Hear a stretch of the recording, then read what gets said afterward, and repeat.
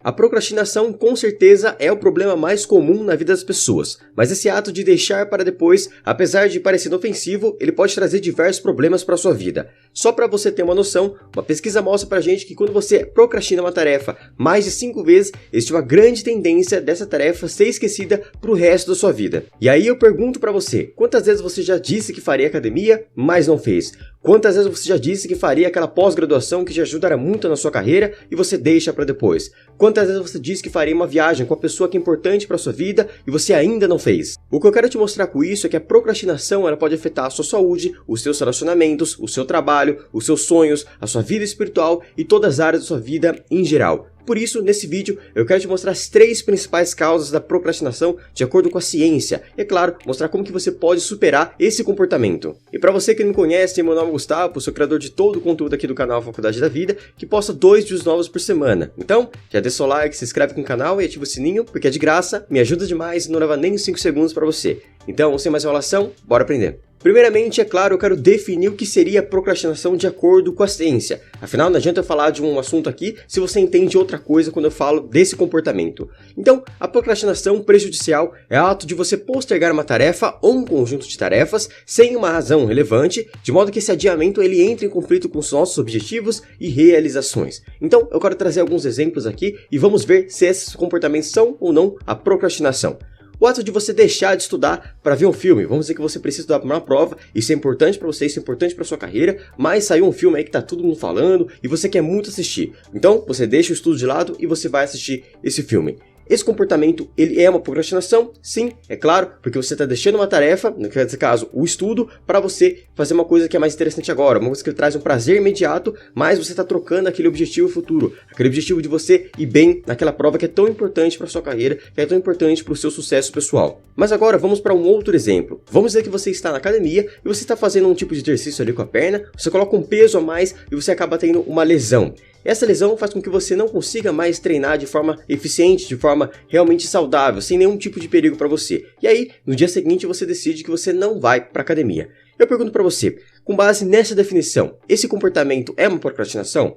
A gente pode entender que você deixar de ir para a academia, isso entra em conflito sim com seus objetivos. Apesar disso, existe uma razão relevante, ou seja, existe uma lesão ali que se eu continuar com aquele meu objetivo, se eu priorizar meu objetivo naquele momento, eu posso ter consequências muito piores. Eu posso ter uma fratura, eu posso ter uma lesão muito pior, e isso vai atrapalhar ainda mais o meu objetivo. Então, nesse caso, porque tem uma razão relevante, não é considerado uma procrastinação. E por fim eu quero trazer um último exemplo. Vamos dizer que eu estou ali trabalhando em um projeto e eu percebo que eu trouxe um planejamento para ele, então eu trouxe uma meta 1, uma meta 2, uma meta 3, um passo a passo para aquele projeto. Mas durante a execução eu percebi que se eu trouxesse aquele passo 3 antes do passo 2, eu conseguiria melhores resultados. Ou seja, eu estou procrastinando, estou adiando esse passo 2. Isso seria realmente uma procrastinação prejudicial? Nesse caso, esse objetivo ele está sendo deixado para depois, esse passo ele está sendo deixado para depois, mas ele não está afetando o seu objetivo final, porque você entendeu que fazer esse adiamento, que deixar isso para depois, vai trazer melhores resultados, certo? Então, nesse caso, também não é uma procrastinação.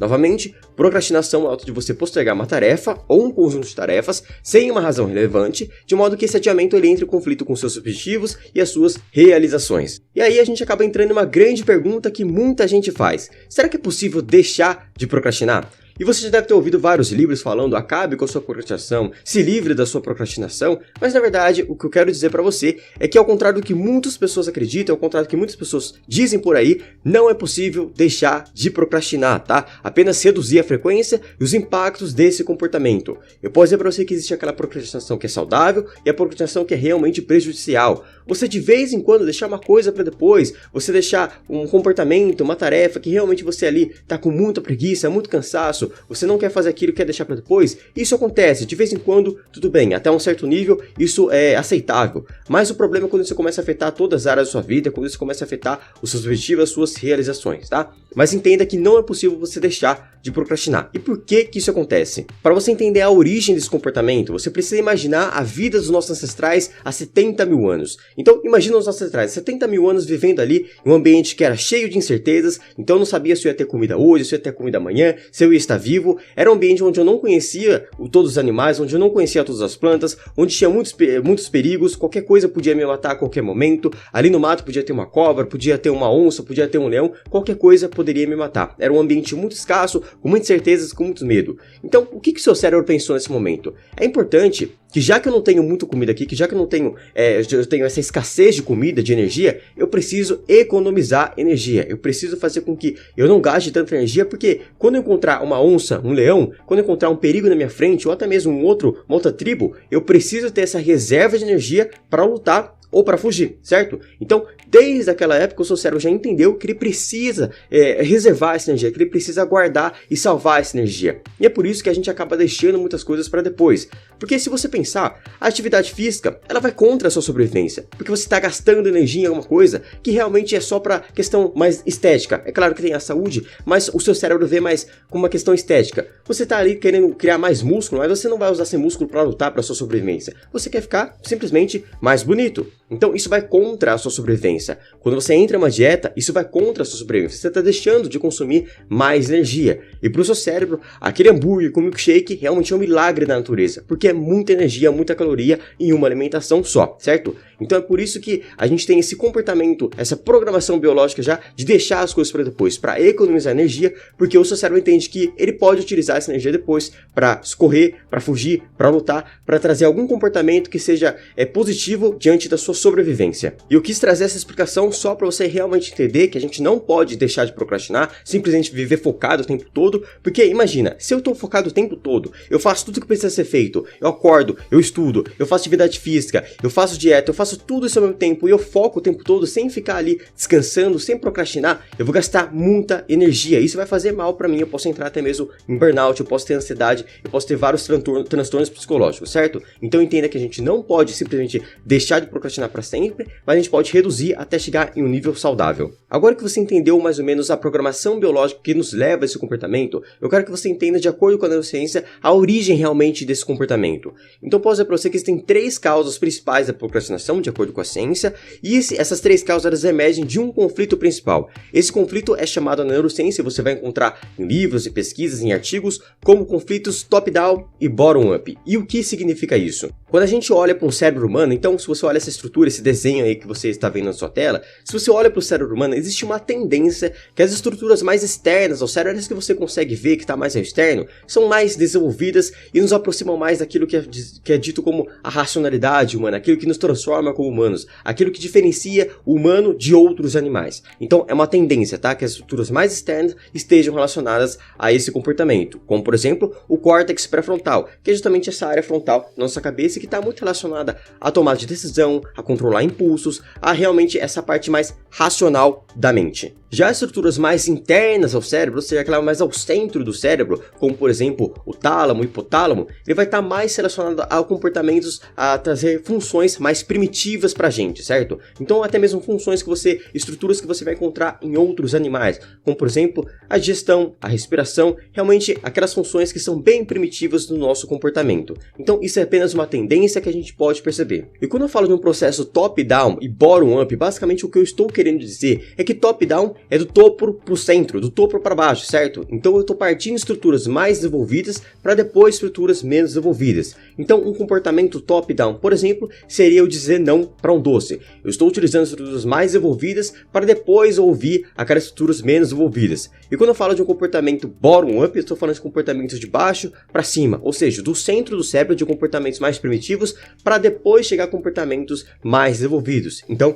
por exemplo, as nossas emoções. Eu tomo um susto, por exemplo, eu tenho aquela reação de luta ou fuga, eu tenho o coração acelerado, a minha mão começa a suar, eu tenho todos aqueles comportamentos que são automáticos, primitivos, e só depois eu penso, não, eu tomei esse susto aqui, mas é só alguma coisa que eu vi ali, era só um inseto que estava na minha frente, eu tomei esse susto, tá tudo bem. E esse é um processo bottom-up, ele vem do centro mais primitivo e depois ele vai para essa racionalidade. Entendido isso, o que você pode perceber também é que a procrastinação vai emergir um conflito entre o top-down e o bottom-up. Ou seja, você sabe o que você precisa fazer, você sabe que a atividade física faz bem para você sabe que fazer aquela pós-graduação, aquele mestrado, aquele doutorado, aquela graduação vai trazer muitos benefícios para sua vida, mas apesar disso, você tem esse conflito com o bottom-up, o conflito bottom-up que quer fazer você gastar menos energia, que quer fazer você deixar aquilo para depois, que quer fazer você priorizar os prazeres imediatos ao invés do objetivo futuro. Então a gente fica nesse conflito. Por um lado você sabe o que você precisa fazer, por outro lado você não faz. E esse conflito aqui, ele é tão reconhecido há muito tempo que você vai ver vários exemplos por aí. Você vai ver pessoas falando sobre o anjinho e o diabinho. Você vai ver o Daniel Kahneman falando do sistema 1, o sistema 2, processo 1, processo 2. Alguns outros cientistas, processo quente, processo frio. E até mesmo o Buda falava do elefante que ele faz tudo o que pensa, tudo que faz e ninguém controla ele. E o dono do elefante que tenta trazer essa racionalidade, que tenta trazer esse pensamento lógico por cima disso. Então, a procrastinação e as 3 causas que a gente vai discutir agora, ela emerge de um conflito entre o top-down e o bottom-up. Vamos então à primeira causa da procrastinação, que é a expectativa negativa em relação ao futuro, também chamada de catastrofização, que é basicamente aquele comportamento de você olhar para o futuro e sempre esperar coisas negativas. Então, eu acredito que eu vou começar esse projeto, mas não vai dar muito certo, as pessoas vão criticar, o que os outros vão achar de mim, eu tenho esse desafio, eu não vou conseguir, eu vou ter falta de energia. É sempre você olhar para o futuro e pensar coisas negativas. E de acordo com a ciência, isso leva muito à procrastinação. Isso aumenta as chances de você procrastinar aquela tarefa. E o que eu quero que você perceba aqui é que essa expectativa negativa em relação ao futuro, ela está intimamente relacionada ao seu mindset, que de acordo com a Carol Dweck, grande cientista, grande psicóloga, é basicamente aquele comportamento, aquela forma de pensar que faz você acreditar que você não consegue mudar os seus comportamentos, que não importa o quanto você se esforce, você nasceu assim, você precisava ter nascido com um dom, você nunca vai ser bom em matemática, você nunca vai ser bom em música, você nasceu assim e nunca vai mudar aquele comportamento. Dessa forma, eu posso trazer vários exemplos de como isso pode levar você à procrastinação. Porque se eu tenho medo do que os outros vão falar, eu acredito que eu nunca vou ser melhor na minha oratória, que eu nunca vou apresentar um trabalho bem, porque eu sempre fui uma pessoa mais introvertida. Então, por esse pensamento, eu acredito que as pessoas vão me criticar, e aí eu deixo aquele trabalho para depois, eu deixo aquele projeto que está muito relacionado ao meu sonho para depois, porque eu tenho medo do que os outros vão falar. Outro exemplo, eu tenho uma crença que eu tenho uma péssima nota em matemática. Desde criança falavam pra mim que eu era mais de humanas. Desde criança falam pra mim que eu não sou bom em matemática. E aí, na semana seguinte eu tenho uma prova de matemática. Você acha que eu vou estudar? Sabendo que a chance de eu ir mal nessa prova é muito grande porque eu tenho essa crença na minha mente, a chance de procrastinar é muito grande. Porque você pensa basicamente assim, olha, eu sempre estudei muito para essa prova e nunca fui bem, então eu não vou nem estudar dessa vez, porque eu sei que eu não vou conseguir um resultado diferente. Mentalidade fixa, mentalidade que você não consegue melhorar aquele comportamento que você acredita ser fixo, certo? E por fim, uma crença de relacionamentos ruins. Sabe aquela pessoa que fala assim, todo meu relacionamento é ruim, todos os relacionamentos dão errado, sempre acontece alguma coisa? Se a pessoa pensa dessa forma, ela acredita que o futuro dela não pode mudar e não vai mudar, então ela deixa aquilo para depois. Ela não busca conhecer novas pessoas, ela não busca novos relacionamentos, porque ela entende que ela já tem uma predisposição para esse relacionamento dar errado, dar negativo, certo? É um resultado negativo. Então, veja como esse mindset fixo da pessoa, essa expectativa negativa em relação ao futuro, está intimamente relacionada com a procrastinação. E aí, vamos para a segunda causa. A segunda causa da procrastinação é mais comum, você já deve ter vivido ela, que é basicamente o grau de motivação perante aquilo que você está fazendo. Quanto menos motivação, quanto menos motivação e vontade você sente com aquilo que você precisa fazer, maior a chance de você procrastinar, é claro. E se a gente pegar as características das tarefas que são mais procrastinadas, o que a gente vai perceber é que as pessoas elas tendem a procrastinar tarefas que são chatas, que são longas e pessoais, ou seja, que não possuem ninguém cobrando um resultado. Você tende a procrastinar o dobro de tarefas que são pessoais, como por exemplo, uma atividade física, do que uma tarefa no seu trabalho, porque no trabalho existe esse fator social e também financeiro de uma pessoa estar cobrando aquilo de você, porque isso é importante para o resultado da empresa, para o resultado daquela organização. E aqui é preciso pensar sobre um ponto que é muito relevante. A gente sabe que se você sente desmotivação a fazer uma tarefa, você tende a procrastinar ela. Então vamos dizer que você tem que fazer ali seu TCC, alguma coisa que você não gosta muito, que você está achando chato, e você vai deixando para depois. E você pode pensar assim, eu estou achando isso chato, eu não estou gostando disso, então realmente eu não vou fazer aquilo, eu vou deixar para depois. O que você precisa pensar é que se essa tarefa que você está procrastinando, ela é chata e realmente não faz parte dos seus interesses, dos seus objetivos futuros, então aquilo já é chato, você não se interessa por aquilo e realmente não vai mudar a sua vida, ou será que aquilo é chato, aquilo é desinteressante, porém isso é uma etapa que vai te levar para o caminho das suas metas. Então é comum, por exemplo, na faculdade, que as pessoas pensem assim, olha, essa matéria aqui é muito chata, ela não faz sentido pra mim, eu não vejo por que fazer ela, eu não vejo por que estudar essa matéria, porque ela não faz nenhum sentido pra minha vida. Mas essa pessoa esquece que apesar de ser algo muito chato, algo que realmente não faz um sentido naquele contexto, ela é um importante caminho para levar ela para o objetivo futuro que sim, ela quer muito, que é, por exemplo, ela se formar em engenharia, em medicina, é uma matéria, em uma profissão que ela realmente quer. Então, uma coisa que você precisa refletir, essa tarefa que você está procrastinando, ela é chata e realmente não faz parte do seu objetivo? Ou ela é chata e faz parte, ou ela é chata e faz parte de um processo para você chegar no seu objetivo final. Essa reflexão é muito importante. E a terceira causa da procrastinação, talvez aquela com maior embasamento científico, inclusive com mudanças no nosso cérebro, é simplesmente a impulsividade, que traz o comportamento de ser mais ligado pelo seu estado emocional ao invés de um objetivo futuro. Ou seja, a pessoa que ela procrastina mais, ela tende a ser mais ligada por aquilo que ela está sentindo, enquanto a pessoa que ela procrastina menos, enquanto a pessoa que é mais disciplinada, ela tende a ser guiada para o objetivo futuro. E aqui eu quero trazer alguns exemplos. A pessoa que ela é guiada pelo seu estado emocional presente, por aquilo que ela está sentindo, basicamente vai acontecer o seguinte: se elas estão sem vontade de fazer uma tarefa, elas não fazem, porque elas estão sem vontade, o estado emocional dela está contrário a esse objetivo, então ela segue aquilo que ela está sentindo. Se elas estão com preguiça, elas deixam para depois. Se elas estão com medo de errar, elas ficam paralisadas. Se elas acham algo mais interessante, elas mudam de foco. E elas só fazem o que é preciso ser feito quando elas estão motivadas, quando elas estão realmente com vontade de fazer aquilo. É por isso que você vai ver muitas pessoas ali na academia ali em janeiro, mas pouquíssimas pessoas ali próximo do meio do ano. O que eu posso dizer para você é que a única maneira de você passar por essa terceira causa é você treinar a sua disciplina. Disciplina não é simplesmente você fazer tudo quando você está motivado. Disciplina é você fazer o que precisa ser feito mesmo que você não tenha vontade nenhuma. E é claro, isso não se constrói do dia para o outro, isso se constrói aos poucos, de forma gradual. Se você diz para você que a partir de hoje você vai ler um livro todos os dias, a chance de você desistir é muito grande. E cada vez que você desiste, a sua disciplina ela baixa um pouquinho. Agora, se você fala assim para você,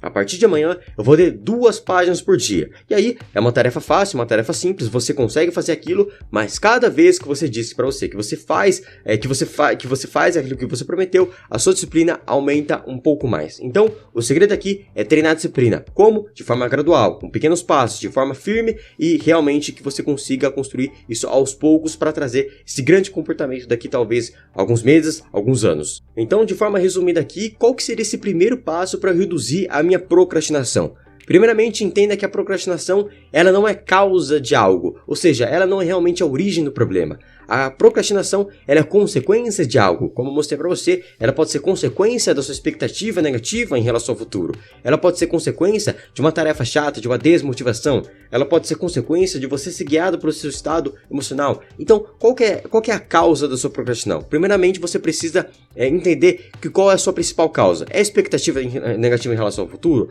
É esse desinteresse ou é a impulsividade? E a partir daí, com a clareza da nossa causa, você sabendo realmente de onde está vindo esse comportamento, você pode começar a criar estratégias para combater exatamente aquilo que te leva à procrastinação. E para isso, eu gravei um outro vídeo para você fazer mudanças de hábitos, estratégias para você realizar mudanças de hábitos. Que basicamente, procrastinação, dependendo de quantas vezes você procrastina aí na sua vida, ao longo da sua vida, se torna um hábito. Então, o que a gente precisa fazer aqui é estratégia para mudança de comportamento, estratégia para mudança de hábitos. Eu vou deixar esse vídeo aqui no card acima e eu sugiro que você vá lá assistir para você realmente ter resultado na sua vida. E para você que chegou até o final desse vídeo, primeiramente, muito obrigado pela sua atenção, parabéns pela sua dedicação. Eu quero te fazer um grande convite. Aqui no primeiro link da descrição você encontra a plataforma Faculdade da Vida, que hoje é a maior escola de desenvolvimento pessoal do Brasil, com base em ciência. Então, se você gosta desse tipo de conteúdo, você quer levar o seu nível de conhecimento para realmente um próximo nível, clica no primeiro link da descrição e eu te vejo num próximo vídeo ou dentro da plataforma.